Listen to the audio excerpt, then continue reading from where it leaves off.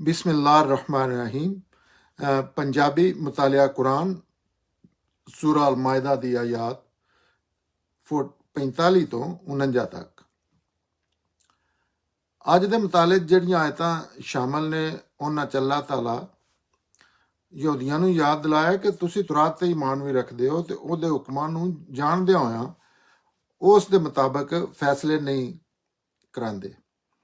ਇਹਨਾਂ ਆਇਤਾਂ 'ਚ ਯਹੂਦ ਦਾ ਅਸਲ ਮਰਜ਼ ਦੱਸਿਆ ਹੈ ਕਿ ਉਹ ਇਸ ਤਰ੍ਹਾਂ ਕਿਉਂ ਕਰਦੇ ਨੇ, ਇਹਦੀ ਵਜ੍ਹਾ ਕੀ ਹੈ ਔਰ ਤੁਰਾਤ ਕੀ ਹੈ ਔਰ ਉਸ ਦੇ ਬਾਰੇ ਵੀ ਦੱਸਿਆ ਹੈ, ਤੁਰਾਤ ਦੇ ਬਾਰੇ ਵੀ।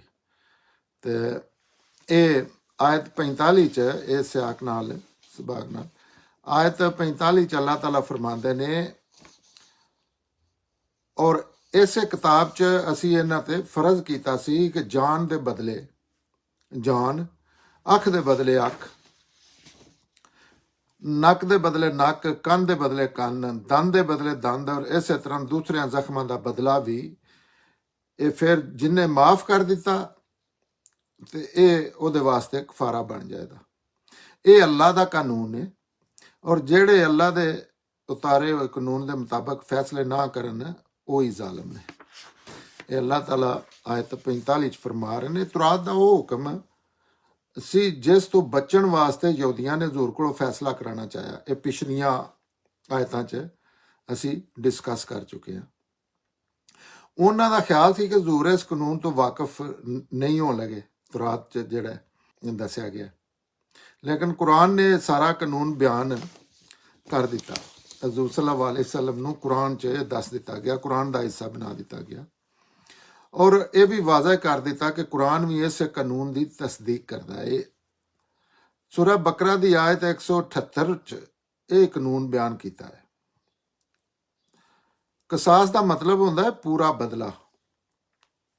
ਅੱਲਾ ਦੀ ਸ਼ਰੀਅਤ ਨੇ ਮਾਸ਼ਰੇ ਨੂੰ ਦੁਸ਼ਮਣੀ ਤੇ ਬਦਤਬਨੀ ਤੋਂ ਬਚਾਉਣ ਵਾਸਤੇ ਕਸਾਸ ਦਾ ਕਾਨੂੰਨ ਜਾਰੀ ਕੀਤਾ ਹੈ ਤਾਂ ਕਿ ਦੁਸ਼ਮਣੀ ਅਗਾਂਹ ਨਾ ਵਧੇ, ਖਤਮ ਹੋ ਜਾਏ, ਉੱਥੇ ਹੀ ਰੁਕ ਜਾਏ। ਕਿਉਂਕਿ ਨਸਲਾਂ ਤੱਕ ਜਿਸੇ ਕੁਰਾਨ ਦਾ ਨਜ਼ੂਲ ਹੋਇਆ, ਵੈਸੇ ਵੀ ਇਨਸਾਨੀ ਫਿਤਰਤ 'ਚ ਕਿ ਉਹ ਬਦਲੇ ਤੇ ਬਦਲਾ, ਬਦਲਾ ਦਰ ਬਦਲਾ ਲੈਂਦਾ ਔਰ ਦੂਸਰੇ ਨੂੰ ਜ਼ਲੀਲ ਕਰਨ ਵਾਸਤੇ ਆਪਣਾ ਵੀ ਸਾਰਾ ਕੁਝ ਮਰਵਾ ਦਿੰਦਾ ਦੂਸਰੇ ਨੂੰ ਮਾਰਨ ਵਾਸਤੇ। ਤੇ ਇਹ ਉਹਦੇ ਵਾਸਤੇ ਸਜ਼ਾ ਔਰ ਜਿਹੜਾ ਕਾਨੂੰਨ ਹੈ ਕਸਾਸ ਦਾ, ਇਹ ਬਹੁਤ ਹੀ ਅਹਿਮ ਨੇ ਕਿਉਂਕਿ ਕਸਾਸ ਦੇ ਕਾਨੂੰਨ 'ਚ ਬਹੁਤ ਜ਼ਿਆਦਾ ਆਕਰਸੀ ਹੋ ਜਾਂਦੀ ਹੈ। ਫਿਰ ਕੋਈ ਐਕਸਟਰਾ ਬੰਦਾ ਜਜ਼ਬਾਤ 'ਚ ਆ ਤਾਂ ਠੀਕ ਹੈ, ਨਹੀਂ ਤਾਂ ਕਾਫੀ ਹੱਦ ਤੱਕ ਮਕਤੂਲ ਦੀ ਵਾਰਸਾਂ ਦੀ ਰਸੀ ਹੋ ਜਾਂਦੀ ਹੈ, ਦਾਦ ਰਸੀ ਹੋ ਜਾਂਦੀ ਹੈ। ਤੇ ਔਰ ਇਸ ਨੂੰ ਸੂਰਾ ਅਲ ਬਕਰਾ 'ਚ ਜ਼ਿੰਦਗੀ ਕਰਾਰ ਦਿੱਤਾ ਹੈ। ਸੂਰਾ ਬਕਰਾ 'ਚ ਇਸ ਕਸਾਸ ਨੂੰ ਆਖਿਆ ਕਿ ਇਹ ਜ਼ਿੰਦਗੀ ਹੈ, ਉਹ ਜਿਹੜੀ ਪਹਿਲੇ ਕੱਲ ਕਰ ਬੈਠੇ ਆ ਕਿ ਇਹਦੇ ਵਿੱਚ ਹੀ ਇਹ ਅੱਛਾਈ ਹੈ। ਫਿਰ ਅੱਲਾ ਦੀ ਸ਼ਰੀਅਤ ਨੇ ਮਾਫੀ ਨੂੰ ਪਸੰਦੀਦਾ ਵੀ ਕਰਾਰ ਦਿੱਤਾ ਹੈ ਔਰ ਇਹ ਆਖਿਆ ਕਿ ਮਾਫੀ ਦੀ ਸੂਰਤ 'ਚ ਮਾਫ ਕਰਨ ਵਾਲਿਆਂ ਦੇ ਗੁਨਾਹ ਮਾਫ ਕਰ ਦਿੱਤੇ ਜਾਣਗੇ। ਜਿਹਦਾ ਕਤਲ ਹੁੰਦਾ ਉਹ ਅਗਰ ਮਾਫ ਕਰ ਦਿੰਦਾ ਏਡੇ ਵੱਡੇ ਗੁਨਾਹ, ਆਖਰਤ 'ਚ ਫਿਰ ਉਹ ਗੁਨਾਹ ਹੈ। ਇੱਥੇ ਸਾਡੇ ਮਾਫ ਕਰਨ ਨਾਲ ਕਤਲ ਦਾ ਜੁਰਮ ਮਾਫ ਨਹੀਂ ਹੋ ਜਾਂਦਾ, ਲੇਕਿਨ ਅਗਰ ਮਾਫ ਕੋਈ ਕਰ ਦਿੰਦਾ ਤੇ ਇਹਦਾ ਬਹੁਤ ਵੱਡਾ ਦਰਜਾ ਹੈ। ਇਹਦੇ ਬਦਲੇ 'ਚ ਨਹੀਂ ਕਿ ਸਿਰਫ ਇੱਕ ਅੱਛਾ ਕੰਮ ਹੈ ਜਿਹਦਾ ਸਵਾਬ ਉਹਦਾ, ਨਹੀਂ, ਇਹਦੇ ਬਦਲੇ 'ਚ ਗੁਨਾਹ ਵੀ ਜਿਹੜੇ ਮਾਫ ਹੁੰਦੇ ਮਾਫ ਕਰਨ ਵਾਲਿਆਂ ਦੇ। ਇਹ ਅੱਲਾਹ ਤਾਲਾ ਫਰਮਾਇਆ। ਨਾਲ ਇਹ ਵੀ ਫਰਮਾਇਆ ਕਿ ਅੱਲਾ ਦੀ ਸ਼ਰੀਅਤ ਤੇ ਅਮਲ ਨਾ ਕਰਨ ਵਾਲਿਆਂ ਦਾ ਈਮਾਨ ਕਬੂਲ ਨਹੀਂ ਹੋਵੇਗਾ, ਉਹ ਜ਼ਾਲਮ ਹੋਣਗੇ। ਇਹ ਅੱਲਾ ਦੀ ਸ਼ਰੀਅਤ ਤੇ ਕੋਈ ਵੀ ਅੱਲਾ ਨੂੰ ਮੰਨਣ ਵਾਲਾ ਵੀ, ਕਿਉਂਕਿ ਯਹੂਦੀ ਈਸਾਈ ਵੀ ਅੱਲਾ ਨੂੰ ਮੰਨਣ ਵਾਲੇ ਨੇ, ਸ਼ਿਰਕ ਨੂੰ ਜੁਰਮ ਸਮਝਦੇ ਨੇ ਬਹੁਤ ਵੱਡਾ, ਵਦਨੀਅਤ, ਅੱਲਾ ਇੱਕ, ਇਹਦੇ ਤੇ ਅਸੂਲ 'ਚ ਆਖਰਤ ਤੇ ਈਮਾਨ ਰੱਖਦੇ ਨੇ, ਅੱਲਾ ਤੇ ਈਮਾਨ ਰੱਖਦੇ ਨੇ ਔਰ ਅੱਛਾ ਅਮਲ ਜਿਹੜਾ ਉਹ ਕਰਦੇ ਨੇ। ਇਹ ਵੀ ਕੁਰਾਨ 'ਚ ਹੀ ਸਾਬਤ ਹੈ। ਤੇ ਆਖਿਆ ਉਹ ਭਾਵੇਂ ਕੋਈ ਵੀ ਹੋਵੇ, ਮੁਸਲਮਾਨ ਜਾਂ ਕਿਸੇ ਪੈਗੰਬਰ ਦਾ ਕਰੀਬੀ, ਅੱਲਾ ਦੀ ਜਿਸ ਕਾਨੂੰਨ ਸ਼ਰੀਅਤ ਤੇ ਅਮਲ ਨਹੀਂ ਨਾ ਕਰਨਾ ਉਹਦਾ ਈਮਾਨ ਵੀ ਕਬੂਲ ਨਹੀਂ ਹੋਵੇਗਾ। ਬਹੁਤ ਵੱਡਾ ਜੁਰਮ ਹੈ। ਇਸ ਤਰ੍ਹਾਂ ਨਹੀਂ ਕਿ ਤੁਸੀਂ ਅੱਲਾ ਨਾਲ ਵੀ ਤਲਕ ਬਣਾਇਆ ਔਰ ਅੱਲਾ ਦੇ ਹੁਕਮਾਂ ਦੀ ਖਿਲਾਫ ਵਰਜ਼ੀ ਵੀ ਕਰ ਰਹੇ ਹੋ ਜਿਹੜੇ ਅੱਲਾਹ ਤਾਲਾ ਨੇ ਕਾਨੂੰਨ ਬਣਾ ਦਿੱਤੇ ਨੇ। ਆਇਤ 46 'ਚ ਅੱਲਾਹ ਤਾਲਾ ਫਰਮਾਉਂਦੇ ਨੇ, ਇਹ ਪੈਗੰਬਰਾਂ ਦੀ ਤਾਲੀਮ ਦੇ ਮੁਤਾਬਕ ਅਸੀਂ ਈਸਾ ਇਬਨ ਮਰੀਮ ਨੂੰ ਭੇਜਿਆ।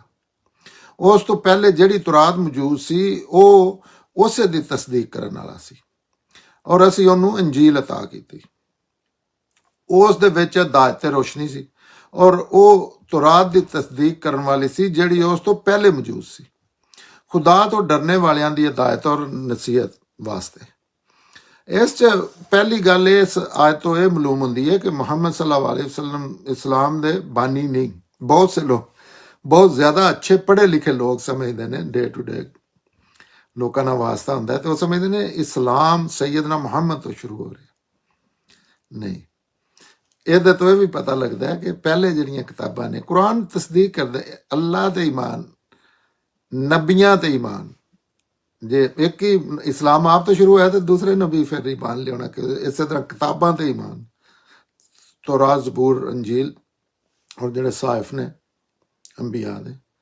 ਤੇ ਇਹਦੇ ਤੋਂ ਇਹ ਕਿ ਇਹ ਬਾਣੀ ਨਹੀਂ, ਇਹ ਲੋਕਾਂ ਨੂੰ ਗਲਤ ਫਹਿਮੀ ਕੱਢ ਲੈਣੀ ਚਾਹੀਦੀ ਹੈ ਜਿਹੜੇ ਆਂਦੇ ਨੇ ਕਿ ਇਸਲਾਮ, ਬੜੇ ਲੋਕ ਸਮਝਦੇ ਨੇ ਕਿ ਇਸਲਾਮ ਆਪ ਤੋਂ ਸ਼ੁਰੂ ਹੁੰਦਾ ਹੈ। ਨਹੀਂ, ਇਸਲਾਮ ਸੈਯਦਨਾ ਆਦਮ अलैहिस्सलाम ਤੋਂ ਸ਼ੁਰੂ ਹੋਇਆ। ਉਹ ਸਿਲਸਿਲੇ ਦੇ ਰਸੂਲ ਨੇ, ਬਲਕਿ ਉਸ ਆਪ ਵੀ ਉਸੇ ਸਿਲਸਿਲੇ ਦੇ ਰਸੂਲ ਨੇ ਜਿਹੜਾ ਹਜ਼ਰਤ ਈਸਾ ਤੱਕ ਜਾਰੀ ਸੀ। ਹਜ਼ਰਤ ਈਸਾ ਤੋਂ ਇੱਕ ਗੈਪ ਆਇਆ, ਇੱਕ ਲੰਮਾ, ਉਹਦੇ ਤੋਂ ਬਾਅਦ ਆਪ ਨੂੰ ਲਾਸਟ ਪ੍ਰੋਫਿਟ, ਆਖਰੀ ਪੈਗੰਬਰ ਬਣਾ ਕੇ ਭੇਜਿਆ। ਇਸੇ ਤਰ੍ਹਾਂ ਅੱਲਾ ਦਾ ਕਾਨੂੰਨ, ਚਾਹੇ ਤੁਰਾਤ 'ਚ, ਚਾਹੇ ਅੰਜੀਲ 'ਚ, ਚਾਹੇ ਕੁਰਾਨ 'ਚ, ਇਹ ਸਾਰੇ ਅੱਲਾ ਦੇ ਕਾਨੂੰਨ ਨੇ। ਦੂਜੀ ਗੱਲ ਇਹ ਕਿ ਇਹ ਕੀਤੀ ਹੈ ਕਿ ਇਹ ਕੁਰਾਨ 'ਚ ਵੀ ਉਹੀ ਕਾਨੂੰਨ ਹੈ ਜਿਹੜਾ ਤੁਰਾਤ 'ਚ ਪਹਿਲਾਂ ਬਿਆਨ ਹੋਇਆ। ਇਸ ਦਾ ਮਤਲਬ ਹੈ ਕੁਰਾਨ 'ਚ ਜਿਹੜੀ ਸ਼ਰੀਅਤ ਬਿਆਨ ਹੋਈ ਹੈ ਔਰ ਤੁਰਾਤ ਦੀ ਤਸਦੀਕ ਕਰਦੀ ਹੈ, ਉਹ ਤੁਰਾਤ ਜਿਹੜੀ ਸ਼ਰੀਅਤ ਬਿਆਨ ਹੋਈ ਹੈ ਉਹ ਕੁਰਾਨ ਦੇ ਸੱਚਾ ਹੋਣ ਦੀ ਗਵਾਹੀ ਦਿੰਦੀ ਹੈ। ਵੀ ਇਹ ਇੱਕ ਦੂਜੇ ਨਾਲ ਰਿਲੇਟਡ ਨੇ, ਕੋਈ ਦੀਨ ਨਹੀਂ ਅੱਲਾ ਦਾ ਬਦਲਿਆ ਕਦੀ ਵੀ। ਹਾਂ, ਵਕਤ ਦੇ ਲਿਹਾਜ਼ ਨਾਲ ਅੱਜ ਵੀ ਕਈ ਚੀਜ਼ਾਂ ਜਿਹੜੀਆਂ ਨੇ ਦੀਨ ਦੀਆਂ ਬੜੀਆਂ ਲਾਜ਼ਮੀ ਸਨ, ਲੇਕਿਨ ਉਹਨਾਂ ਦੀ ਨੀਅਤ ਬਦਲ ਗਈ ਹੈ। ਜਿਸ ਤਰ੍ਹਾਂ ਮਾਂ ਦੇ ਪੇਟ 'ਚ ਬੱਚੇ ਦੀ ਵਜ੍ਹਾ ਤੋਂ ਇੱਜ਼ਤ ਹੈ, ਮੇਕ ਸ਼ੋਰ ਕਰਨਾ ਹੈ ਕਿ ਡਾਈਵੋਰਸ ਦੀ ਸੂਰਤ 'ਚ ਬਾਪ ਦਾ ਪਤਾ ਰਵੇ ਕਿ ਇਸ ਬਾਪ ਦਾ ਬੇਟਾ ਹੋ ਸਕਦਾ ਹੈ। ਉਸ ਅਲਟਰਾਸਾਊਂਡ ਆਇਆ, ਹੁਣ ਅਲਟਰਾਸਾਊਂਡ ਅਗਰ ਉਸ ਲੈਵਲ ਤੇ ਯਕੀਨ ਦਵਾ ਦਿੰਦਾ ਕਿ ਮਾਂ ਰਹਿਮ ਖਾਲੀ ਹੈ ਤੇ ਉਹ ਕੋਈ ਜ਼ਰੂਰਤ ਨਹੀਂ ਇੱਜ਼ਤ ਦੀ। ਇਸੇ ਤਰ੍ਹਾਂ ਬੜੇ ਕਾਨੂੰਨ ਜਿਹੜੇ ਨੇ ਇਹ ਮੁਖਤਲਿਫ ਵਜੂਹਾਤ ਤੋਂ ਖਤਮ ਹੋ ਜਾਂਦੇ ਨੇ, ਬਦਲੇ ਜਾਂਦੇ ਨੇ, ਲੇਕਿਨ ਅਸੂਲ 'ਚ ਪਹਿਲੇ ਦਿਨ ਤੋਂ ਉਹੀ ਕਾਨੂੰਨ ਨੇ। ਵੀ ਲੋਕ ਆਉਂਦੇ ਨੇ ਕਿ ਫਲਾਣੇ ਨਬੀ ਦੀ ਸ਼ਰੀਅਤ ਤੇ ਫਲਾਣੇ ਰਸੂਲ ਦੀ ਸ਼ਰੀਅਤ, ਐਸੀ ਕੋਈ ਗੱਲ ਨਹੀਂ। ਇਹ ਇੱਕ ਹੀ ਅੱਲਾ ਦਾ ਦੀਨ ਹੈ ਜਿਹੜਾ ਲੈ ਕੇ ਸੈਯਦਨਾ ਆਦਮ अलैहिस्सलाम ਤੋਂ ਸ਼ੁਰੂ ਹੋਇਆ ਔਰ ਸੈਯਦਨਾ ਮੁਹੰਮਦ ਤੱਕ ਇੱਕ ਹੀ ਦੀਨ ਆ ਰਿਹਾ। ਹਾਂ, ਉਹਦੇ 'ਚ ਤਮੱਦਨ, ਮਾਸ਼ਰਿਆਂ ਦੇ ਤਰੱਕੀ ਦੇ ਲਿਹਾਜ਼ ਨਾਲ ਚੀਜ਼ਾਂ ਬਦਲਦੀਆਂ ਨੇ। ਇਨਸਾਨੀ ਰਵੱਈਏ ਨਹੀਂ ਬਦਲਦੇ, ਦੂਸਰੀਆਂ ਚੀਜ਼ਾਂ ਜਿਹੜੀਆਂ ਨਾਲ ਰਿਲੇਟਡ ਨੇ, ਜਿਸ ਮਾਹੌਲ 'ਚ ਇਨਸਾਨ ਰਹਿੰਦਾ ਉਹ ਬਦਲ ਰਿਹਾ ਹੁੰਦਾ। ਤੇ ਇਹ ਸਾਰੇ ਉਹੀ ਕਾਨੂੰਨ ਨੇ। ਇਹ ਜਿਹੜੇ ਇੱਕ ਦੂਜੇ ਦੀ ਗਵਾਹੀ ਦਿੰਦੀਆਂ ਨੇ। ਅਗਰ ਕੁਰਾਨ 'ਚ ਵੀ, ਅਗਰ ਕੁਰਾਨ ਦੀ ਕਿਸੇ ਗੱਲ ਦੀ ਤਸਦੀਕ ਕਰਨੀ ਹੋਵੇ ਤਾਂ ਸਭ ਤੋਂ ਬਿਹਤਰੀਨ ਜ਼ਰੀਆ ਜਿਹੜਾ ਨਾ, ਸਭ ਤੋਂ ਟਾਪ ਤੇ ਉਹ ਕਿਤਾਬਾਂ ਨੇ, ਭਾਵੇਂ ਜਿਸ ਤਰ੍ਹਾਂ ਵੀ ਉਹਨਾਂ 'ਚ ਥੋੜ੍ਹੀ ਬਹੁਤ ਤਬਦੀਲੀ ਹੋਈ ਹੈ ਚੰਦ ਚੀਜ਼ਾਂ 'ਚ, ਉਹ ਅੱਲਾ ਦੀਆਂ ਕਿਤਾਬਾਂ ਨੇ ਜਿਹੜੀਆਂ ਸਭ ਤੋਂ ਜ਼ਿਆਦਾ। ਔਰ ਕਿਤਾਬ ਤੇ ਜਿਹੜੇ ਕੁਰਾਨ ਜਿਹੜਾ ਉਹ ਤੇ ਹਰ ਚੀਜ਼ ਤੇ ਕੁਰਾਨ ਦੀ ਰੋਸ਼ਨੀ 'ਚ ਵੇਖਣਾ ਹੈ। ਤੁਰਾਤ ਦੀ ਗੱਲ ਹੋਵੇ, ਕੋਈ ਰਸੂਲ ਅੱਲਾ ਦੇ ਮਨਸੂਬ ਗੱਲ ਹੋਵੇ, ਕੋਈ ਸਹਾਬਾ ਨਾਲ ਮਨਸੂਬ ਗੱਲ ਹੋਵੇ, ਅਗਰ ਦੀਨ ਦੇ ਮੁਤਲਕ ਕੋਈ ਚੀਜ਼ ਕਰਨੀ ਹੈ ਤਾਂ ਕੁਰਾਨ ਨੇ ਤਸਦੀਕ ਕਰਨੀ ਹੈ ਕਿ ਇਹ ਗੱਲ ਦੀਨ ਦੀ ਹੋ ਸਕਦੀ ਹੈ ਕਿ ਨਹੀਂ ਹੋ ਸਕਦੀ। ਇਸੇ ਤਰ੍ਹਾਂ ਅੱਗੇ ਆਇਤ 47 'ਚ ਅੱਲਾਹ ਤਾਲਾ ਫਰਮਾਉਂਦੇ ਨੇ, ਉਹ ਇਸ ਫਰਮਾਨ ਦੇ ਨਾਲ ਅੰਜੀਲ ਵਾਲੇ ਵੀ ਉਸੇ ਦੇ ਮੁਤਾਬਕ ਫੈਸਲਾ ਕਰਨ ਜਿਹੜੇ ਅੱਲਾ ਨੇ ਇਸ ਦੇ ਵਿੱਚ ਨਾਜ਼ਲ ਕੀਤੇ ਨੇ। ਤੇ ਜਿਹੜੇ ਅੱਲਾ ਦੇ ਉਤਾਰੇ ਹੋਏ ਕਾਨੂੰਨ ਦੇ ਮੁਤਾਬਕ ਫੈਸਲੇ ਨਹੀਂ ਕਰਦੇ ਉਹ ਫਾਸਕ ਨੇ, ਉਹ ਬਹੁਤ ਵੱਡੇ ਮੁਜਰਮ ਨੇ ਜਿਹੜੇ ਅੱਲਾ ਦੇ ਕਾਨੂੰਨ ਦੇ ਮੁਤਾਬਕ, ਇਹ ਪਹਿਲੇ ਵੀ ਦੱਸ ਚੁੱਕੇ ਹਾਂ। ਇਸ ਆਇਤ ਤੋਂ ਇਹ ਗੱਲ ਹੀ ਮਾਲੂਮ ਹੁੰਦੀ ਹੈ ਕਿ ਅਗਰ ਇਹ ਸਾਰੇ ਨਬੀ ਤੇ ਪੈਗੰਬਰ ਇੱਕੋ ਅੱਲਾ ਦੀ ਤਰਫੋਂ ਆਏ ਨੇ ਤੇ ਫਿਰ ਇਹ ਨਹੀਂ ਹੋ ਸਕਦਾ ਕਿ ਮੂਸਾ ਤੇ ਉਤਰਨ ਵਾਲਾ ਕਾਨੂੰਨ ਈਸਾ ਦੇ ਮੰਨਣ ਵਾਲਿਆਂ ਵਾਸਤੇ ਮਨਾ ਹੋਵੇ, ਜਿਹੜੀ ਗੱਲ ਅੱਗੇ ਪਹਿਲੇ ਐਕਸਪਲੇਨ ਕਰ ਚੁੱਕਿਆ। ਇਸੇ ਵਾਸਤੇ ਸੇਂਟ ਪਾਲ ਜਿਹੜੇ ਈਸਾਈਆਂ ਦੇ ਇੱਕ ਬਹੁਤ ਵੱਡੇ ਲੀਡਰ ਹੋਏ ਨੇ ਜਿਨ੍ਹਾਂ ਨੇ ਸ਼ਰੀਅਤ ਹੀ ਮਨਸੂਖ ਕਰ ਦਿੱਤੀ ਸੀ।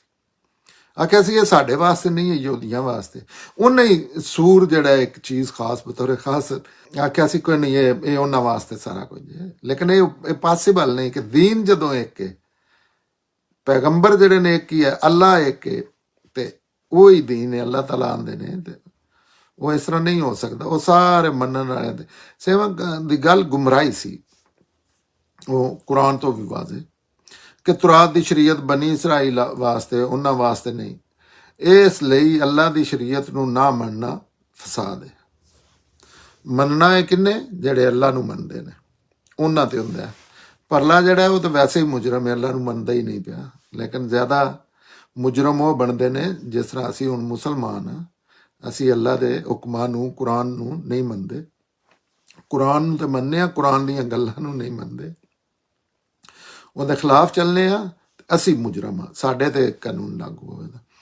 ਆਇਤ 48 'ਚ ਅੱਲਾਹ ਤਾਲਾ ਫਰਮਾਉਂਦੇ ਨੇ, ਫਿਰ ਅਸੀਂ ਇਹ ਪੈਗੰਬਰ ਤੁਹਾਡੀ ਤਰਫ ਇਹ ਕਿਤਾਬ ਨਾਜ਼ਲ ਕੀਤੀ। ਇਹ ਕਿਤਾਬ ਆਖਰੀ ਫੈਸਲੇ ਦੇ ਤੌਰ ਤੇ ਨਾਜ਼ਲ ਕੀਤੀ ਹੈ, ਉਸ ਕਿਤਾਬ ਦੀ ਤਸਦੀਕ 'ਚ ਜਿਹੜੀ ਇਸ ਤੋਂ ਪਹਿਲੇ ਮੌਜੂਦ ਹੈ, ਔਰ ਉਸ ਦੀ ਨਿਗਰਾਨ ਬਣਾ ਕੇ। ਇਸ ਲਈ ਤੁਸੀਂ ਇਹਨਾਂ ਦਾ ਫੈਸਲਾ ਉਸ ਕਾਨੂੰਨ ਦੇ ਮੁਤਾਬਕ ਕਰੋ ਜਿਹੜਾ ਅੱਲਾ ਨੇ ਨਾਜ਼ਲ ਕੀਤਾ ਹੈ, ਔਰ ਜਿਹੜਾ ਹੱਕ ਤੁਹਾਡੇ ਕੋਲ ਆ ਚੁੱਕਿਆ ਹੈ ਉਸ ਤੋਂ ਹਟ ਕੇ ਇਹਨਾਂ ਦੀ ਖਾਸ਼ਾਂ ਦੀ ਪੈਰਵੀ ਨਾ ਕਰੋ।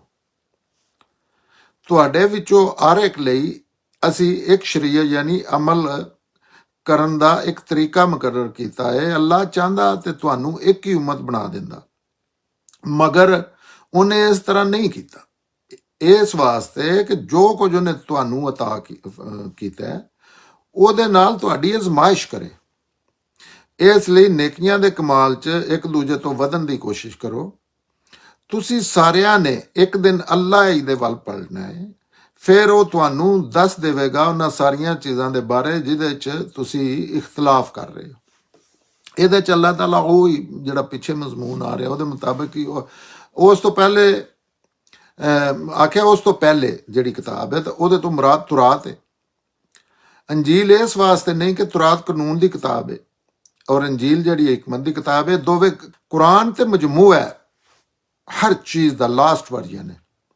ਲੇਕਿਨ ਪਹਿਲੇ ਇਸ ਤਰ੍ਹਾਂ ਸੀ ਕਿ ਅੰਜੀਲ ਤੁਰਾਤ ਕਾਨੂੰਨ ਦੀ ਕਿਤਾਬ ਸੀ ਜਿਹਦੇ ਸ਼ਰੀਅਤ ਸੀ ਜ਼ਿਆਦਾ, ਤੇ ਅੰਜੀਲ ਜਿਹੜੀ ਹੈ ਹੁਕਮਤ ਹੈ, ਈਮਾਨ ਇਖਲਾਕ ਦੇ ਮਾਮਲਾਤ, ਦੁਆਵਾਂ, ਉਹਦੇ 'ਚ ਬਹੁਤ ਡਿਫਰੈਂਟ ਨੇ ਇੱਕ ਦੂਜੇ ਤੋਂ। ਇਹ ਸੀ ਜ਼ਬੂਰ ਤੇ ਪੈਗੰਬਰਾਂ ਦੇ ਦੂਜੇ ਜਿਹੜੇ ਸਾਹਿਫਿਆਂ ਦੀ ਹੈ, ਉਹ ਵੀ ਨੇ ਜਿਨ੍ਹਾਂ ਦਾ ਸਾਹਿਫ ਆਉਂਦੇ ਹਨ ਛੋਟੇ ਛੋਟੇ ਲਿਖੇ, ਜਾਂ ਪੱਥਰਾਂ ਤੇ ਗੱਲਾਂ ਲਿਖ ਕੇ ਦੇ ਦਿੱਤੀਆਂ, ਜਾਂ ਉਹਨਾਂ ਵਿੱਚ ਵੀ ਅੱਲਾ ਦੇ ਕਾਨੂੰਨ ਦੀ ਹਕਮਤ ਔਰ ਹਕੀਕਤ ਬਿਆਨ ਹੋਈ। ਉਹਨਾਂ ਸਾਰੇ ਅੱਲਾ ਦਾ ਇੱਕ ਹੀ ਮਕਸਦ ਹੁੰਦਾ ਉਤੋਂ ਕਿਤਾਬਾਂ ਦੇਣ ਦਾ। ਹਰ ਦੌਰ 'ਚ ਇੱਕ ਹੀ ਰਿਹਾ ਕਿ ਜਿਹੜਾ ਫਿਤਰਤ 'ਚ ਦੀਨ ਹੈ ਉਹਦੇ ਤੋਂ ਹਟੇ, ਲੋਕਾਂ ਨੂੰ ਇੰਜ਼ਾਰ ਕਰਨਾ, ਵਾਰਨਿੰਗ ਦੇਣੀ ਕਿ ਤੁਸੀਂ ਵੇਖੋ ਤੁਹਾਡੀ ਫਿਤਰਤ 'ਚ ਜਿਹੜੀ ਗੱਲਾਂ ਨੂੰ ਤੁਹਾਡਾ ਜਿਸਮ, ਜ਼ਹਿਨ, ਦਿਲ, ਦਿਮਾਗ ਮੰਨਦਾ ਉਹਨਾਂ ਦੇ ਖਿਲਾਫ ਟੁਰੇ ਹੋ। ਔਰ ਦੂਸਰਾ ਇਹ ਹੁੰਦਾ ਕਿ ਤੂੰ ਆਪਣੇ ਕਾਨੂੰਨ ਦੇਣੇ ਜਾਂ ਆਪਣੀਆਂ ਚੀਜ਼ਾਂ ਜਿਹੜੀਆਂ ਨੇ ਇੱਦਾਂ ਦੀਨ 'ਚ ਕਮੀਆਂ ਬੇਸ਼ੀਆਂ ਹੋ ਜਾਂਦੀਆਂ ਨੇ ਉਹਨੂੰ ਮੁਤੱਯਨ ਜਗ੍ਹਾ 'ਤੇ ਰੱਖਣਾ। ਉਹ ਹੁਣ ਕਿਆਮਤ ਤੱਕ ਕੁਰਾਨ ਇਹ ਕੰਮ ਕਰ ਰਿਹਾ, ਹੁਣ ਅੱਗੋਂ ਇਹ ਸਿਲਸਿਲਾ ਖਤਮ ਕਰ ਗਿਆ। ਕੁਰਾਨ ਨੂੰ ਤੁਰਾਤ ਤੇ ਮੁਹਿੰਮਨ ਨਿਗਰਾਨ ਅੱਲਾਹ ਤਾਲਾ ਕੁਰਾਨ ਦੇ ਨੇ। ਕੁਰਾਨ ਮੁਹਿੰਮਨ ਹੈ, ਮਿਜ਼ਾਨ, ਫੁਰਕਾਨ ਹੈ ਹਰ ਚੀਜ਼ ਤੇ, ਪਹਿਲੀਆਂ ਤੇ ਵੀ ਤੇ ਆਉਣ ਵਾਲੀਆਂ ਤੇ ਵੀ। ਮਸਲਨ ਦੀਨ ਦੇ ਰਿਲੇਟਡ ਕੋਈ ਵੀ ਬੰਦਾ ਗੱਲ ਕਰਦਾ ਹੈ, ਪੈਗੰਬਰ ਗੱਲ ਕਰਦਾ ਹੈ, ਕੋਈ ਆ ਕੇ ਦਾਵਾ ਕਰਦਾ ਹੈ, ਕੋਈ ਹੈ, ਕੁਰਾਨ ਆਉਣ ਤੋਂ ਬਾਅਦ ਤੇ ਉਹ ਕੁਰਾਨ ਨੇ ਤਸਦੀਕ ਕਰਨੀ ਹੈ ਕਿ ਗੱਲ ਵਾਕਈ ਸਹੀ ਹੈ ਕਿ ਗਲਤ ਹੈ। ਤੇ ਪਹਿਲੀਆਂ ਕਿਤਾਬਾਂ ਦੀ ਵੀ, ਪਹਿਲਿਆਂ ਪੈਗੰਬਰਾਂ ਨਾਲ ਵੀ, ਰਸੂਲ ਅੱਲਾ ਨਾਲ ਵੀ, ਹਦੀਸਾਂ 'ਚ ਅਗਰ ਕੋਈ ਬੰਦਾ ਆਉਂਦਾ ਨਾ ਇਹ ਗੱਲ ਹੈ ਤਾਂ ਕੁਰਾਨ ਨੇ ਦੱਸਣਾ ਕਿ ਗੱਲ ਹੈ ਵੀ ਹੈ ਕਿ ਨਹੀਂ ਹੈ, ਰਸੂਲ ਅੱਲਾ ਕਰ ਸਕਦੇ ਨੇ ਜਾਂ ਅਥਰਾਈਜ਼ ਹੈ ਜਾਂ ਦੀਨ ਦੇ ਮੁਤਾਬਕ ਇਹ ਕੁਰਾਨ ਨੇ ਫੈਸਲਾ ਕਰਨਾ ਹੈ। ਲਿਹਾਜ਼ਾ ਕੁਰਾਨ ਜਿਹੜਾ ਹੈ ਹਰ ਚੀਜ਼ ਤੇ ਨਿਗਰਾਨ ਹੈ, ਮਿਜ਼ਾਨ ਹੈ, ਕੌਲੇ ਫੈਸਲ ਹੈ। ਇਹ ਕਿੰਗ ਹੈ ਦੀਨ 'ਚ, ਇਹ ਅੱਲਾ ਕੁਰਾਨ 'ਚ ਬੋਲ ਰਹੇ ਨੇ।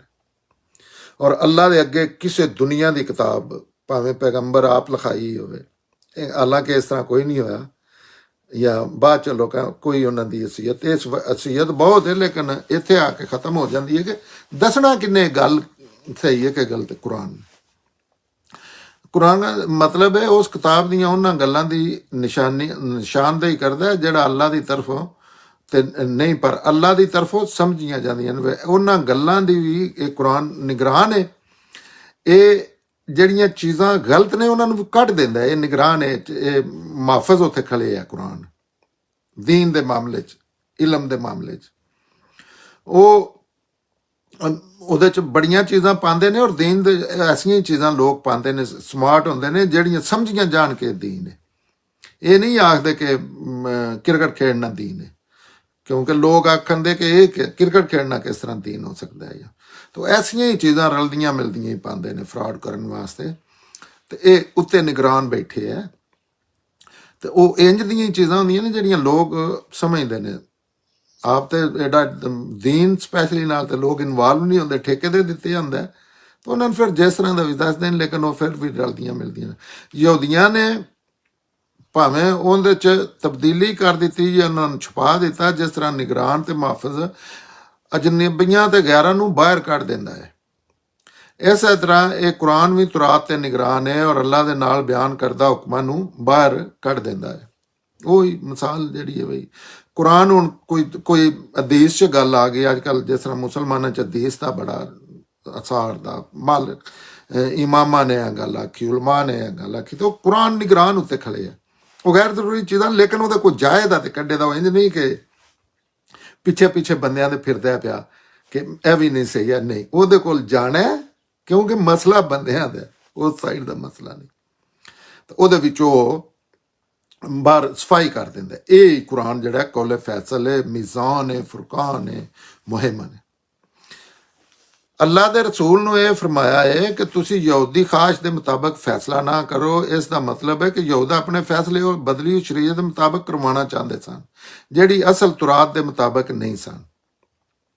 ਅੱਲਾ ਦੇ ਰਸੂਲ ਨੂੰ ਹੁਕਮ ਹੋਇਆ ਕਿ ਇਹ ਬਦਲਿਆ ਹੋਇਆ ਕਾਨੂੰਨ ਤੁਰਾਤ ਦਾ ਹੁਕਮ ਨਹੀਂ, ਬਲਕਿ ਜਿਹੜਾ ਕੁਰਾਨ ਵਿੱਚ ਨਾਜ਼ਲ ਹੋਇਆ ਹੈ ਉਹ ਅਸਲ ਤੁਰਾਤ ਵੀ ਹੈ ਦੇ ਮੁਤਾਬਕ ਵੀ ਹੈ। ਇਸ ਵਾਸਤੇ ਤੁਸੀਂ ਜਾਣ ਲਵੋ ਕਿ ਅਗਰ ਤੁਸੀਂ ਉਸ ਬਦਲੇ ਉਹ ਕਾਨੂੰਨ ਦੇ ਮੁਤਾਬਕ ਫੈਸਲੇ ਕਰੋ ਦੇ ਅੱਲਾ ਦੇ ਕਾਨੂੰਨ ਦੇ ਮੁਤਾਬਕ ਨਹੀਂ, ਬਲਕਿ ਯਹੂਦੀ ਖਾਸ਼ ਦੇ ਮੁਤਾਬਕ ਹੋਣ ਦੇ, ਇਸ ਲਈ ਤੁਸੀਂ ਕੁਰਾਨ ਦੇ ਮੁਤਾਬਕ ਫੈਸਲੇ ਕਰੋ। ਇਹ ਪੈਗੰਬਰ ਨੂੰ ਅੱਲਾਹ ਤਾਲਾ ਆਖ ਰਹੇ ਨੇ। ਇੱਕ ਤੇ ਬੜੇ ਲੋਕ ਇਹ ਸਮਝਦੇ ਨੇ ਪੈਗੰਬਰ ਜਿਹੜੇ ਨੇ ਉਹ ਫਾਈਨਲ ਅਥਾਰਟੀ ਹੁੰਦੇ, ਨਹੀਂ, ਅੱਲਾਹ ਤਾਲਾ ਹੋਤੇ। ਦੇਖੋ ਕੀ ਆਖ ਰਹੇ ਨੇ, ਅੱਲਾਹ ਤਾਲਾ ਪੈਗੰਬਰ ਨੂੰ ਆਖ ਰਹੇ ਨੇ, ਵੇ ਸਮਝਾ ਰਹੇ ਨੇ ਇੱਕ ਇੱਕ ਚੀਜ਼। ਅੱਲਾਹ ਤਾਲਾ ਉਤੋਂ ਨਾ ਕਰਨ ਤੇ ਪੈਗੰਬਰ ਵਾਸਤੇ ਬੜੀਆਂ ਮੁਸ਼ਕਲਾਂ ਬਣਦੀਆਂ ਨੇ, ਛੋਟੀਆਂ ਛੋਟੀਆਂ ਚੀਜ਼ਾਂ। ਇਹ ਵੀ ਪੈਗੰਬਰ ਦਾ ਵੀ ਜਿਹੜਾ ਮਕਾਮ ਮਰਤਬਾ ਹੈ ਬਹੁਤ ਇਨਸਾਨਾਂ ਤੋਂ ਸਭ ਤੋਂ ਆਲਾ ਮਰਤਬਾ ਹੈ, ਲੇਕਿਨ ਉਹਦੇ ਵਿੱਚ ਵੀ ਲੋਕ ਜਿਹੜੇ ਨੇ ਉਹ ਆਪਣੇ ਜਜ਼ਬਾਤ ਔਰ ਚੀਜ਼ਾਂ ਸ਼ਾਮਲ ਕਰ ਲੈਂਦੇ ਨੇ। ਹਾਲਾਂਕਿ ਪੈਗੰਬਰ ਇਹ ਕੁਰਾਨ 'ਚ ਲਿਖਿਆ ਜਿਨ੍ਹਾਂ ਦੇ ਪੈਗਾਮ ਉਤਰੇ ਪੈਂਦੇ ਨੇ, ਉਹਨਾਂ ਦੀਆਂ ਗੱਲਾਂ ਤੇ ਨਾ ਲੱਗੋ, ਕਿਉਂਕਿ ਉਹਨਾਂ ਉਹਦੀ ਤਬਦੀਲੀ ਕਰ ਲਈ ਹੈ ਕਿਤਾਬ 'ਚ। ਉਹ ਕਾਨੂੰਨ ਉਹ ਨਹੀਂ ਜਿਹੜਾ ਅਸਲ ਸੀ ਉਸ ਕਿਤਾਬ 'ਚ, ਕੋਈ ਇਸ ਤਰ੍ਹਾਂ ਕਰ ਲਈਏ ਤਾਂ ਤੁਸੀਂ ਕੁਰਾਨ 'ਚ ਉਹ ਹੀ ਕਾਨੂੰਨ ਹੈ, ਅਸਲ ਉਹ ਹੀ ਹੈ ਪਹਿਲੇ ਵਾਲਾ ਹੀ, ਲੇਕਿਨ ਉਹਦੇ ਕਿਉਂਕਿ ਉਹਨਾਂ ਤਬਦੀਲੀ ਕਰ ਲਈ ਹੈ, ਲਿਹਾਜ਼ਾ ਤੁਸੀਂ ਉਹਨਾਂ ਨਾਲੋਂ ਨਾ ਵੇਖੋ, ਤੁਸੀਂ ਕੁਰਾਨ ਦੇ ਮੁਤਾਬਕ ਫੈਸਲਾ ਕਰੋ, ਕਿਉਂਕਿ ਫਾਈਨਲ ਅਥਾਰਟੀ ਕੁਰਾਨ ਹੈ। ਔਰ ਫਿਰ ਉਹ ਕਾਨੂੰਨ ਲਿਖ ਵੀ ਦਿੱਤਾ ਹੈ ਅੱਲਾਹ ਤਾਲਾ ਨੇ, ਉਹ ਹੀ ਜਿਹੜਾ ਉੱਥੇ ਸੀ, ਲੇਕਿਨ ਉਹ ਤੇ ਤਬਦੀਲ ਹੋ ਗਿਆ। ਜਿਸ ਤਰ੍ਹਾਂ ਅੱਜ ਅਸੀਂ ਦੀਨ ਸਾਰਾ ਹਦੀਸਾਂ ਦੇ ਜਾਂ ਕਈਆਂ ਚੀਜ਼ਾਂ ਨੂੰ ਬਣਾ ਕੇ ਤੇ ਚੇਂਜ ਕਰ ਲਿਆ, ਤੇ ਇਸੇ ਤਰ੍ਹਾਂ ਦਾ ਮਾਮਲਾ ਇਹ ਪਹਿਲੇ ਵੀ ਸ਼ੁਰੂ ਤੋਂ ਕਰਦੇ ਆ। ਲੇਕਿਨ ਅੱਲਾ ਦੀ ਖਾਸ ਰਹਿਮਤ ਹੈ ਕਿ ਕੁਰਾਨ ਦੀ ਹਿਫਾਜ਼ਤ ਅੱਲਾਹ ਤਾਲਾ ਨੇ ਲੈ ਕੇ ਕਿਆਮਤ ਤੱਕ ਔਰ ਬਹੁਤ ਹੀ ਸਾਦਾ ਅਲਫਾਜ਼ 'ਚ ਲਿਖ ਕੇ ਤਾਂ ਹਰ ਜਗ੍ਹਾ ਤੇ ਰੱਖ ਦਿੱਤਾ। ਕਿਸੇ ਨੂੰ ਮੁਸ਼ਕਲ ਨਹੀਂ ਕਦੇ ਵੀ ਦੁਨੀਆ 'ਚ ਪੇਸ਼ ਆਈ ਕਿ ਉਹਨੇ ਕੁਰਾਨ ਉਹਨੂੰ ਲੱਭਾ ਨਹੀਂ, ਜਾਂ ਖੜਾਚੇ ਹੈ ਜਾਂ ਕੋਈ ਹੋਰ ਕੁਰਾਨ ਹੈ, ਉਹ ਕੁਰਾਨ ਨਹੀਂ। ਇਸ ਤਰ੍ਹਾਂ ਦੀ ਕੋਈ ਚੀਜ਼ ਹੈ, ਕਿਉਂਕਿ ਅੱਲਾ ਨੇ ਆਖਿਆ ਕਿ ਇਹਦੇ ਨਾ ਕੋਈ ਅੱਗੋਂ ਗਲਤ ਚੀਜ਼ ਸ਼ਾਮਲ ਹੋ ਸਕਦੀ ਹੈ, ਨਾ ਪਿੱਛੋਂ ਸ਼ਾਮਲ ਹੋ ਸਕਦੀ ਹੈ। ਇਹਦੀ ਮੈਂ ਕਿਆਮਤ ਤੱਕ ਜ਼ਿੰਮੇਦਾਰੀ ਲਈ ਇਹ ਹੀ ਫੈਸਲਾ ਕੁਨ ਕਿਤਾਬ ਹੈ, ਇਹ ਹੀ ਪੈਗੰਬਰ ਦਾ ਕਾਇਮ ਮਕਾਮ ਹੈ, ਇਹ ਹੀ ਅੱਲਾ ਦਾ ਕਾਇਮ ਮਕਾਮ ਹੈ, ਇਹ ਹੀ ਸਾਰਿਆਂ ਪੈਗੰਬਰਾਂ ਦਾ ਕਾਇਮ ਮਕਾਮ ਹੈ ਹੋਇਆ ਤੁਰਾਤ ਦੇ ਮੁਤਾਬਕ। ਇਸ ਲਈ ਤੁਸੀਂ ਜਾਣ ਲਵੋ ਕਿ ਅਗਰ ਤੁਸੀਂ ਇਹ ਸਾਰੀ ਜਿਹੜੀ ਗੱਲ ਹੈ ਪੈਗੰਬਰ ਨੂੰ ਆਖਿਆ ਕਿ ਤੁਸੀਂ ਇਸ ਤਰ੍ਹਾਂ ਦੀ ਨਾ ਕਰੋ। ਇਹ ਬੜਾ ਕੁਰਾਨ 'ਚ ਅੱਲਾਹ ਤਾਲਾ ਸੈਯਦਨਾ ਮੁਹੰਮਦ ਨੂੰ ਨਾ ਛੋਟੀਆਂ ਛੋਟੀਆਂ ਗੱਲਾਂ ਦੇ ਆਪ ਅੜ ਜਾਂਦੇ ਨੇ, ਤੇ ਅੱਲਾਹ ਉੱਤੋਂ ਆ ਕੇ ਆਉਂਦੇ ਨੇ ਇਹ ਚੀਜ਼ ਆਂਜੇ, ਇਹ ਚੀਜ਼ ਆਂਜੇ, ਬੜਾ ਪਰੇਸ਼ਾਨ ਹੁੰਦੇ ਨੇ। ਅੱਲਾਹ ਤਾਲਾ ਰੋਕਦੇ ਨੇ, ਉੱਤੇ ਨਹੀਂ ਜਿਸ ਤਰ੍ਹਾਂ ਰਿਮੋਟ ਹੱਥੇ ਪੱਦੇ ਟੁਰ ਖਲੋ, ਰਾਈਟ ਕਰ, ਲੈਫਟ ਕਰ, ਇਸ ਤਰ੍ਹਾਂ ਦਾ ਮਾਮਲਾ ਹੁੰਦਾ ਪੈਗੰਬਰ ਦਾ ਤੇ ਅੱਲਾਹ ਤਾਲਾ ਦਾ। ਦੂਜੀ ਗੱਲ ਇਹ ਬਿਆਨ ਕੀਤੀ ਹੈ, ਅੱਲਾ ਦੇ ਦੀਨ ਦੀ ਹਕਮਤ ਬਲਾਸ਼ੁਬਾ ਨਹੀਂ ਬਦਲਦੀ, ਲੇਕਿਨ ਸ਼ਰੀਅਤ 'ਚ ਜਿਹੜਾ ਫਰਕ ਆਉਂਦਾ ਹੈ ਉਸ ਦੀ ਵਜ੍ਹਾ ਮਾਸ਼ਰਈ ਤਬਦੀਲੀ ਹੈ, ਜਿਹੜੀ ਮੈਂ ਪਹਿਲੇ ਗੱਲ ਕੀਤੀ ਹੈ ਵੀ ਉਹ ਤੇ ਤਮਦਨ ਹਾਲਾਤ ਬਦਲ ਜਾਂਦੇ ਨੇ। ਇਸ ਵਾਸਤੇ ਅੱਲਾ ਨੇ ਇੱਕੋ ਸ਼ਰੀਅਤ ਦੇਣ ਦੀ ਬਜਾਏ ਹਰ ਉਮਤ ਦੀ ਸ਼ਰੀਅਤ ਵਿੱਚ ਕੁਝ ਨਾ ਕੁਝ ਫਰਕ ਰੱਖਿਆ ਹੈ, ਲੇਕਿਨ ਮਾਮਲਾ ਉਹੀ ਹੈ, ਅਸੂਲ ਇੱਕੋ ਨਹੀਂ, ਅਸੂਲ ਇੱਕੋ ਨੇ, ਸੌਰੀ ਬਈ ਥੋੜਾ ਬਹੁਤਾ ਔਰ ਉਹ ਦੁਨੀਆ ਮਾਡਰਨ ਹੋਣ ਨਾਲ ਟੈਕਨੋਲੋਜੀ ਦੇ ਆਉਣ ਨਾਲ ਬੜੀਆਂ ਚੀਜ਼ਾਂ ਜਿਹੜੀਆਂ ਨੇ ਬਦਲ ਜਾਂਦੀਆਂ ਨੇ, ਔਰ ਨਜ਼ਰ ਆਉਂਦਾ ਉਹ ਪਹਿਲੇ ਹੋਰ ਤਰ੍ਹਾਂ ਦੇ ਮਾਮਲਾਤ, ਕਈ ਵਾਰੀ ਸਖਤੀ ਹੁੰਦੀ ਹੈ ਮਾਮਲਾਤ 'ਚ, ਉਹ ਨਰਮੀ ਕੀਤੀ ਜਾ ਰਹੀ ਹੁੰਦੀ ਹੈ, ਕਿਉਂਕਿ ਜਿਉਂ ਲੋਕ ਐਜੂਕੇਟ ਹੁੰਦੇ ਜਾਂਦੇ ਨੇ ਫਿਰ ਕਈ ਚੀਜ਼ਾਂ ਦੀਨ ਦੀਆਂ ਜਿਹੜੀਆਂ ਨੇ ਉਹ ਉਹਨਾਂ 'ਚ ਨਰਮੀ ਆਉਂਦੀ ਜਾਂਦੀ ਹੈ, ਵੀ ਕੋਈ ਅੱਲਾ ਦਾ ਤਰੀਕਾ ਹੈ, ਮੈਂ ਆਪਣੇ ਕੋਲੋਂ ਦੱਸ ਰਿਹਾ। ਤੇ ਤਮਾਮ ਸ਼ਰੀਅਤਾਂ ਜਿਹੜੀਆਂ ਨੇ ਇਹਨਾਂ ਦਾ ਮਕਸਦ ਇਹ ਬਿਆਨ ਕੀਤਾ ਹੈ ਕਿ ਨੇਕੀਆਂ ਦੇ ਕੰਮ 'ਚ ਅੱਗੇ ਵਧੋ। ਸ਼ਰੀਅਤਾਂ 'ਚ ਕੀ ਕੀਤਾ ਵੀ ਗਲਤ ਚੀਜ਼ਾਂ ਦਾ ਜਿਹੜੇ ਤੁਹਾਡੀ ਫਿਤਰਤ 'ਚ ਮੌਜੂਦ ਹੈ, ਸ਼ਰ ਔਰ ਖੈਰ ਦਾ ਸ਼ਊਰ, ਤੁਸੀਂ ਜਾਣਦੇ ਹੋ ਇਹ ਬੁਰਾਈ ਹੈ ਤੇ ਅੱਛਾਈ ਹੈ, ਤੇ ਅੱਛਾਈ ਵੱਲ ਅੱਗੇ ਵਧੋ, ਕਿਉਂਕਿ ਦੁਨੀਆ ਅਜ਼ਮਾਇਸ਼ ਵਾਸਤੇ ਬਣਾਈ ਹੈ ਔਰ ਆਖਰਤ ਅਸਲ ਚੀਜ਼ ਹੈ। ਇਸੇ ਵਾਸਤੇ ਅਸੀਂ ਸਾਰੇ ਅਮਲ ਔਰ ਸਾਰੀਆਂ ਕੋਸ਼ਿਸ਼ਾਂ ਹੋਣੀਆਂ ਚਾਹੀਦੀਆਂ ਨੇ ਬਈ ਇਹ ਦੁਨੀਆ, ਕਿਉਂਕਿ ਅਗਰ ਤੇ ਇਮਤਿਹਾਨ ਨਾ ਹੁੰਦਾ, ਅੱਲਾਹ ਤਾਲਾ ਨੇ ਬੰਦੇ ਨੂੰ ਇਰਾਦਾ ਇਖਤਿਆਰ ਦੇ ਕੇ ਤੇ ਫੈਸਲਾ ਬੰਦੇ ਤੇ ਜੰਨਤ ਦੋਜ਼ਖ ਦਾਣ ਦਾ ਨਾ ਸੱਟਣਾ ਹੁੰਦਾ, ਤੇ ਫਿਰ ਤੇ ਇਹਨਾਂ ਚੀਜ਼ਾਂ ਦੀ ਕਿਸੇ ਦੀ ਵੀ ਲੋੜ ਨਹੀਂ। ਉਹ ਇਮਤਿਹਾਨ ਵਾਸਤੇ ਬੰਦੇ ਨੂੰ ਚੈੱਕ ਕਰਨਾ ਹੈ ਕਿ ਇਹਦਾ ਰਵੱਈਆ ਬੁਰਾਈ ਵੱਲ ਜਾਂਦਾ ਕਿ ਅੱਛਾਈ ਵੱਲ ਜਾਂਦਾ, ਤਾਂ ਬੜੀਆਂ ਅਟਰੈਕਸ਼ਨਾਂ, ਬੜੀਆਂ ਚੀਜ਼ਾਂ, ਬੜੀਆਂ ਪੁੱਲ ਪਲਈਆਂ ਫਿਰ ਪਾਈਆਂ ਨੇ, ਲੇਕਿਨ ਫੈਸਲਾ ਬੰਦੇ ਨੇ ਕਰਨਾ ਹੈ, ਅੱਲਾ ਨੇ ਨਹੀਂ ਕਰਨਾ ਕਿ ਮੈਂ ਜੰਨਤ ਜਾਣਾ ਹੈ ਜਾਂ ਦੋਜ਼ਖ ਜਾਣਾ ਹੈ। ਅੱਗੇ ਆਇਤ 49 'ਚ ਅੱਲਾ ਫਰਮਾਉਂਦੇ ਨੇ, ਔਰ ਗੱਲ ਉਹੀ ਹੈ ਕਿ ਉਹਨਾਂ ਦਾ ਫੈਸਲਾ ਉਸ ਕਾਨੂੰਨ ਦੇ ਮੁਤਾਬਕ ਕਰੋ ਜਿਹੜਾ ਅੱਲਾ ਨੇ ਉਤਾਰਿਆ ਹੈ, ਔਰ ਉਹਨਾਂ ਦੀਆਂ ਖੁਆਇਸ਼ਾਂ ਦੀ ਪੈਰਵੀ ਨਾ ਕਰੋ, ਉਹਨਾਂ ਤੋਂ ਹੁਸ਼ਿਆਰ ਰਹੋ। ਇਹ ਨਾ ਹੋਵੇ ਕਿ ਤੁਸੀਂ ਉਸ ਹਦਾਇਤ ਤੋਂ ਬੈਕ ਜਾਓ ਜਿਹੜੀ ਅੱਲਾ ਨੇ ਤੁਹਾਡੇ ਉੱਤੇ ਨਾਜ਼ਲ ਕੀਤੀ ਹੈ, ਫਿਰ ਜੇ ਉਹ ਨਾ ਮੰਨਣ ਤੇ ਜਾਣ ਲਵੋ ਕਿ ਅੱਲਾ ਇਹਨਾਂ ਨੂੰ ਇਹਨਾਂ ਦੇ ਕੁਝ ਗੁਨਾਹਾਂ ਦੀ ਸਜ਼ਾ ਦੇਵੇਗਾ, ਔਰ ਸੱਚੀ ਗੱਲ ਇਹ ਕਿ ਇਹਨਾਂ ਲੋਕਾਂ 'ਚੋਂ ਜ਼ਿਆਦਾਤਰ ਨਾਫਰਮਾਨ ਨੇ। ਇਹਦੇ 'ਚ ਵੀ ਉਹੀ ਗੱਲ ਜਿਹੜੀ ਹੈ, ਅੱਲਾਹ ਤਾਲਾ ਜਿਸੇ ਗੱਲ ਕਰਦੇ ਨੇ ਤਾਂ ਉਹਨੂੰ ਚਵਾਂ ਪਾਸਿਓਂ ਉਬਾਮ ਨਹੀਂ ਛੱਡਦੇ, ਕਿਉਂਕਿ ਇੱਕ ਕੋਲੇ ਫੈਸਲੇ ਇਹ ਅਰਬੀ ਮੁਬੀਨ 'ਚ ਇਹਨੇ ਫੈਸਲਾ ਕਰਨਾ, ਤੇ ਫਿਰ ਇਹਦੀ ਗੱਲ ਅਗਰ ਵਾਜ਼ੇ ਨਹੀਂ ਔਰ ਕਲੀਅਰ ਨਹੀਂ, ਕੁਰਾਨ ਦੀ ਜਿਹਨੇ ਫੈਸਲਾ ਕਰਨਾ ਕਿੰਗ ਦੀ, ਤੇ ਦੂਸਰੀਆਂ ਤੇ ਫਿਰ ਇਹਨੇ ਫੈਸਲਾ ਕੀ ਕਰਨਾ।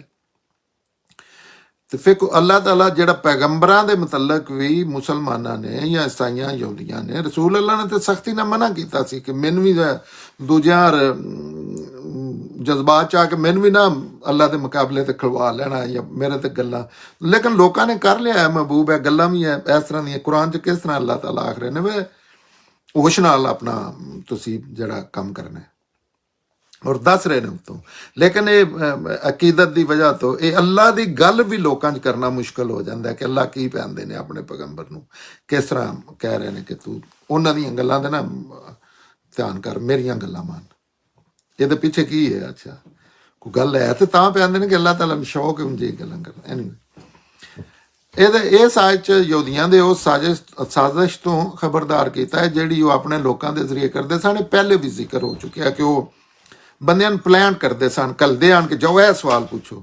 ਸੈਯਦਨਾ ਈਸਾ ਨਾਲ ਵੀ ਇਹ ਮਾਮਲਾ ਹੁੰਦਾ ਸੀ ਕਿ ਜੇ ਉਹਨਾਂ ਜਵਾਬ ਸਹੀ ਦਿੱਤਾ ਤੇ ਗੌਰਮੈਂਟ ਦੇ ਖਿਲਾਫ ਹੋਵੇਗਾ, ਤੇ ਜੇ ਗਲਤ ਦਿੱਤਾ ਤੇ ਅਸੀਂ ਆਖਾਂਗੇ ਵੇਖੋ ਇਹ ਕਿਹੜਾ ਪੈਗੰਬਰ ਹੈ। ਤੇ ਸੈਯਦਨਾ ਮੁਹੰਮਦ ਨਾਲ ਵੀ ਬੰਦੇ ਘੱਲਦੇ ਆਣ ਕਿ ਜਾਓ ਉਹਨਾਂ ਕੋਲੋਂ ਜਾ ਕੇ ਫੈਸਲਾ ਪੁੱਛੋ, ਜੋ ਉਹਨਾਂ ਤੋਂ ਹੱਕ 'ਚ ਕਰ ਦਿੱਤਾ ਤੇ ਉਹ ਮੰਨ ਲੈਣਾ, ਨਹੀਂ ਤੇ ਅਸੀਂ ਆਪਣਾ ਉਹਨਾਂ ਦਾ ਨਾਮ ਇਸ ਤਰ੍ਹਾਂ ਦੀਆਂ ਇਸੇ ਅਲ ਮਾਇਦਾ 'ਚ ਪਿਛਲੀਆਂ ਆਇਤਾਂ 'ਚ ਇਹ ਗੱਲਾਂ ਕੀਤੀਆਂ ਨੇ।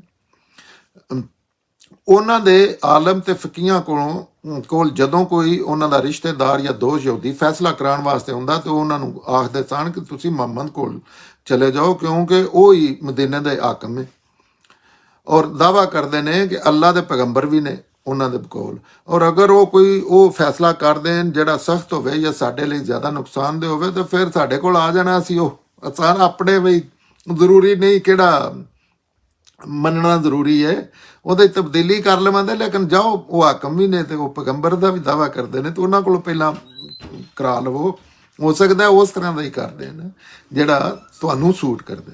ਬਦਨਿਸ਼ਤੀ ਦੀ ਇੱਕ ਇੰਤਹਾ ਹੈ। ਇਸੇ ਤਰ੍ਹਾਂ ਉਹ ਦੋ ਮਕਸਦ ਹਾਸਲ ਕਰਦੇ ਹਨ। ਇੱਕ ਇਹ ਯਹੂਦੀਆਂ ਨੂੰ ਦੱਸਦੇ ਕਿ ਜਿਹੜਾ ਸਾਡੇ ਕੋਲ ਦੀਨ ਹੈ ਉਹ ਆਸਾਨ ਤੇ ਕਾਬਲੇ ਅਮਲ ਹੈ। ਦੇਖੋ ਤੁਸੀਂ, ਉਹ ਪੈਗੰਬਰ ਦੇ ਖਿਲਾਫ ਜੈਸੇ ਇਨਸਾਨ, ਅੱਲਾਹ ਦੇ ਨੁਮਾਇੰਦੇ ਦੇ ਖਿਲਾਫ ਜਿਹੜਾ ਅੱਲਾਹ ਦੀ ਗੱਲ ਕਰਦਾ ਹੈ, ਲੋਕਾਂ ਦੇ ਰਵੱਈਏ ਬਣ ਜਾਂਦੇ ਨੇ ਔਰ ਕਿਸ ਤਸਬ 'ਚ ਡਿੱਗ ਜਾਂਦੇ ਨੇ ਔਰ ਕਿਸ ਗੁੰਮਰਾਹੀ 'ਚ ਚਲੇ ਜਾਂਦੇ ਨੇ।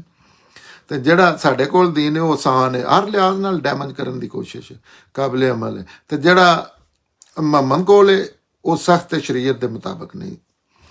ਇਸ ਤਰ੍ਹਾਂ ਉਹ ਉਹਨਾਂ ਨੂੰ ਇਸਲਾਮ ਵੱਲ ਜਾਣ ਤੋਂ ਰੋਕ ਦਿੰਦੇ ਸਨ। ਵੀ ਇਹ ਪ੍ਰੋਪੇਗੈਂਡਾ ਟੂਲ ਵੀ ਸੀ ਕਿ ਵੇਖਿਆ ਜੀ ਇਹਨਾਂ ਦਾ ਅਸੀਂ ਕੀ ਆ ਤੇ ਉਹ ਕੀ ਨੇ, ਉਹਨਾਂ ਕੋਲ ਕੀ ਹੈ, ਸਾਡੇ ਕੋਲ ਕੀ ਹੈ। ਦੂਜਾ ਫਾਇਦਾ ਉਹ ਇਹ ਚੁੱਕਦੇ ਸਨ ਕਿ ਅਗਰ ਅੱਲਾਹ ਦੇ ਰਸੂਲ ਤੁਰਾਤ ਦੀ ਬਜਾਏ ਕੁਰਾਨ 'ਚ ਆਏ ਨਵੇਂ ਕਾਨੂੰਨ ਦੇ ਮੁਤਾਬਕ ਫੈਸਲਾ ਕਰਦੇ ਤੇ ਸ਼ੋਰ ਮਚਾ ਦਿੰਦੇ ਕਿ ਵੇਖੋ ਇਹ ਤੁਹਾਡੀ ਸ਼ਰੀਅਤ ਤੋਂ ਅਲੱਗ ਕਾਨੂੰਨ ਦਿੰਦੇ ਨੇ ਔਰ ਇਹ ਅੱਲਾਹ ਦੇ ਹੁਕਮ ਦੀ ਖਿਲਾਫ ਵਰਜ਼ੀ ਕਰਦੇ ਨੇ। ਅੱਲਾਹ ਨੇ ਇਸ ਵਾਸਤੇ ਆਪਣੇ ਰਸੂਲ ਨੂੰ ਹੁਕਮ ਦਿੱਤਾ ਕਿ ਉਹ ਇਹਨਾਂ ਨੂੰ ਕੁਰਾਨ ਦੇ ਮੁਤਾਬਕ ਹੀ ਫੈਸਲਾ ਦੇਣ, ਚਾਹੇ ਇਹਨਾਂ ਨੂੰ ਪਸੰਦ ਆਵੇ ਜਾਂ ਨਾ ਆਵੇ। ਤੁਸੀਂ ਵੈਸੇ ਵੀ ਇੱਕ ਪੈਗੰਬਰ ਹੈ, ਐਸੇ ਮੁਕਾਮ ਤੇ ਖੜੇ ਹੁੰਦੇ ਨੇ, ਉਹ ਹੀ ਕਰਦੇ ਨੇ ਜਿਹੜਾ ਸਹੀ। ਉਹ ਨਹੀਂ ਸਿਆਸਤ ਵਾਸਤੇ, ਮਤਲਬ ਇਹਨਾਂ ਚੀਜ਼ਾਂ ਵਾਸਤੇ ਮਸਲਤ ਦੇ ਤਹਿਤ ਚੀਜ਼ਾਂ ਨਹੀਂ ਕਰਦੇ ਪੈਗੰਬਰ। ਇਸ ਵਾਸਤੇ ਕੁਰਾਨ ਨੇ ਫੈਸਲਾ ਕੀਤਾ ਕਿ ਇਸ ਤਰ੍ਹਾਂ ਲੋਕ ਅਸਲ 'ਚ ਅੱਲਾਹ ਦੇ ਮੁਨਕਰ ਨੇ, ਅੱਲਾਹ ਦੇ ਸਜ਼ਾ ਦੇ ਲਾਇਕ। ਇਹ ਇੱਥੇ ਸਾਡੀਆਂ ਆਇਤਾਂ ਖਤਮ ਹੋ ਗਈਆਂ ਨੇ। ਹੁਣ ਰਵਾਂ ਤਰਜਮਾ ਜਿਹੜਾ ਉਹ ਐਸੇ ਪੈਗੰਬਰਾਂ ਦੀ ਤਾਲੀਮ ਦੇ ਮੁਤਾਬਕ ਅਸੀਂ ਈਸਾ ਇਬਨ ਮਰੀਮ ਨੂੰ ਭੇਜਿਆ ਔਰ ਆਇਤ 45 ਤੋਂ ਤਰਜਮਾ, ਔਰ ਇਸੇ ਕਿਤਾਬ 'ਚ ਅਸੀਂ ਇਹਨਾਂ ਤੇ ਫਰਜ਼ ਕੀਤਾ ਸੀ ਕਿ ਜਾਨ ਦੇ ਬਦਲੇ ਜਾਨ, ਇੱਕ ਅੱਖ ਦੇ ਬਦਲੇ ਅੱਖ, ਨੱਕ ਦੇ ਬਦਲੇ ਨੱਕ, ਕੰਨ ਦੇ ਬਦਲੇ ਕੰਨ, ਦੰਦ ਦੇ ਬਦਲੇ ਦੰਦ, ਔਰ ਇਸੇ ਤਰ੍ਹਾਂ ਦੂਸਰੇ ਜ਼ਖਮਾਂ ਦਾ ਬਦਲਾ ਵੀ ਇਹ। ਫਿਰ ਜਿਹਨੇ ਮਾਫ ਕਰ ਦਿੱਤਾ ਤੇ ਇਹ ਉਹਦੇ ਵਾਸਤੇ ਕਫਾਰਾ ਬਣ ਜਾਂਦਾ। ਇਹ ਅੱਲਾਹ ਦਾ ਕਾਨੂੰਨ ਹੈ ਔਰ ਜਿਹੜੇ ਅੱਲਾਹ ਦੇ ਉਤਾਰੇ ਹੋਏ ਕਾਨੂੰਨ ਦੇ ਮੁਤਾਬਕ ਫੈਸਲੇ ਨਾ ਕਰਨ ਦੇ ਉਹ ਹੀ ਜ਼ਾਲਮ ਨੇ। ਇਹ ਪੈਗੰਬਰਾਂ ਦੀ ਤਾਲੀਮ ਦੇ ਮੁਤਾਬਕ ਅਸੀਂ ਈਸਾ ਇਬਨ ਮਰੀਮ ਨੂੰ ਭੇਜਿਆ। ਉਸ ਤੋਂ ਪਹਿਲੇ ਜਿਹੜੀ ਤੁਰਾਤ ਮੌਜੂਦ ਸੀ ਉਹ ਉਸੇ ਦੀ ਤਸਦੀਕ ਕਰਨ ਵਾਲੀ ਸੀ ਔਰ ਅਸੀਂ ਉਹਨੂੰ ਅੰਜੀਲ ਅਤਾ ਕੀਤੀ। ਉਸ ਦੇ ਵਿੱਚ ਹਦਾਇਤ ਤੇ ਰੋਸ਼ਨੀ ਸੀ ਔਰ ਉਹ ਤੁਰਾਤ ਦੀ ਤਸਦੀਕ ਕਰਨ ਵਾਲੀ ਸੀ ਜਿਹੜੀ ਉਸ ਤੋਂ ਪਹਿਲੇ ਮੌਜੂਦ ਸੀ, ਖੁਦਾ ਤੋਂ ਡਰਨੇ ਵਾਲਿਆਂ ਦੀ ਹਦਾਇਤ ਔਰ ਨਸੀਹਤ ਵਾਸਤੇ। ਔਰ ਇਸ ਫਰਮਾਨ ਦੇ ਨਾਲ ਇਹ ਅੰਜੀਲ ਵਾਲੇ ਵੀ ਉਸੇ ਦੇ ਮੁਤਾਬਕ ਫੈਸਲਾ ਕਰਨ ਦੇ ਜਿਹੜੇ ਅੱਲਾਹ ਨੇ ਇਸ ਵਿੱਚ ਨਾਜ਼ਲ ਕੀਤੇ ਨੇ। ਤੇ ਜਿਹੜੇ ਅੱਲਾਹ ਦੇ ਉਤਾਰੇ ਹੋਏ ਕਾਨੂੰਨ ਦੇ ਮੁਤਾਬਕ ਫੈਸਲੇ ਨਹੀਂ ਕਰਦੇ ਉਹ ਹੀ ਫਾਸਕ ਨੇ। ਇਹ ਪੈਗੰਬਰ ਤੁਹਾਡੀ ਤਰਫ ਇੱਕ ਕਿਤਾਬ ਨਾਜ਼ਲ ਕੀਤੀ ਹੈ, ਕਿਤਾਬ ਆਖਰੀ ਫੈਸਲੇ ਦੇ ਤੌਰ ਤੇ ਨਾਜ਼ਲ ਕੀਤੀ ਹੈ, ਉਸ ਕਿਤਾਬ ਦੀ ਤਸਦੀਕ 'ਚ ਜਿਹੜੀ ਇਸ ਤੋਂ ਪਹਿਲੇ ਮੌਜੂਦ ਹੈ ਔਰ ਉਸ ਦੀ ਨਿਗਰਾਨ ਬਣਾ ਕੇ ਇਸ ਲਈ ਤੁਸੀਂ ਆਪਣੇ ਇਹਨਾਂ ਦਾ ਫੈਸਲਾ ਉਸ ਕਾਨੂੰਨ ਦੇ ਮੁਤਾਬਕ ਕਰੋ ਜਿਹੜਾ ਅੱਲਾਹ ਨੇ ਨਾਜ਼ਲ ਕੀਤਾ ਹੈ। ਔਰ ਜਿਹੜਾ ਅੱਗ ਤੁਹਾਡੇ ਕੋਲ ਆ ਚੁੱਕਾ ਹੈ ਉਸ ਤੋਂ ਹਟ ਕੇ ਇਹਨਾਂ ਦੀ ਖਾਸ਼ਾਂ ਦੀ ਪੈਰਵੀ ਨਾ ਕਰੋ। ਤੁਹਾਡੇ ਵਿੱਚੋਂ ਹਰ ਇੱਕ ਲਈ ਅਸੀਂ ਇੱਕ ਸ਼ਰੀਅਤ ਯਾਨੀ ਅਮਲ ਕਰਨ ਦਾ ਇੱਕ ਤਰੀਕਾ ਮੁਕਰਰ ਕੀਤਾ ਹੈ। ਅੱਲਾਹ ਚਾਹੁੰਦਾ ਤੇ ਤੁਹਾਨੂੰ ਇੱਕ ਹੀ ਉਮਤ ਬਣਾ ਦਿੰਦਾ, ਮਗਰ ਉਹਨੇ ਇਸ ਤਰ੍ਹਾਂ ਨਹੀਂ ਕੀਤਾ। ਇਸ ਲਈ ਕਿ ਜੋ ਕੁਝ ਉਹਨੇ ਤੁਹਾਨੂੰ ਅਤਾ ਫਰਮਾਇਆ ਹੈ ਉਹਦੇ ਨਾਲ ਤੁਹਾਡੀ ਅਜ਼ਮਾਇਸ਼ ਕਰੇ। ਇਸ ਲਈ ਨੇਕੀਆਂ ਦੇ ਕਮਾਲ ਵਿੱਚ ਇੱਕ ਦੂਜੇ ਤੋਂ ਵਧਣ ਦੀ ਕੋਸ਼ਿਸ਼ ਕਰੋ। ਤੁਸੀਂ ਸਾਰਿਆਂ ਨੇ ਇੱਕ ਦਿਨ ਅੱਲਾਹ ਹੀ ਹੱਲ ਪਲਣਾ ਹੈ, ਫਿਰ ਉਹ ਤੁਹਾਨੂੰ ਦੱਸ ਦੇਵੇਗਾ ਉਹਨਾਂ ਸਾਰੀਆਂ ਚੀਜ਼ਾਂ ਦੇ ਬਾਰੇ ਜਿਹਦੇ 'ਚ ਤੁਸੀਂ ਇਖਤਲਾਫ ਕਰ ਰਹੇ ਹੋ। ਔਰ ਗੱਲ ਉਹੀ ਹੈ ਕਿ ਉਹਨਾਂ ਦਾ ਫੈਸਲਾ ਉਸ ਕਾਨੂੰਨ ਦੇ ਮੁਤਾਬਕ ਕਰੋ ਜਿਹੜਾ ਅੱਲਾਹ ਨੇ ਉਤਾਰਿਆ ਹੈ ਔਰ ਉਹਨਾਂ ਦੀਆਂ ਖਾਸ਼ਾਂ ਦੀ ਪੈਰਵੀ ਨਾ ਕਰੋ ਔਰ ਉਹਨਾਂ ਤੋਂ ਹੁਸ਼ਿਆਰ ਰਹੋ।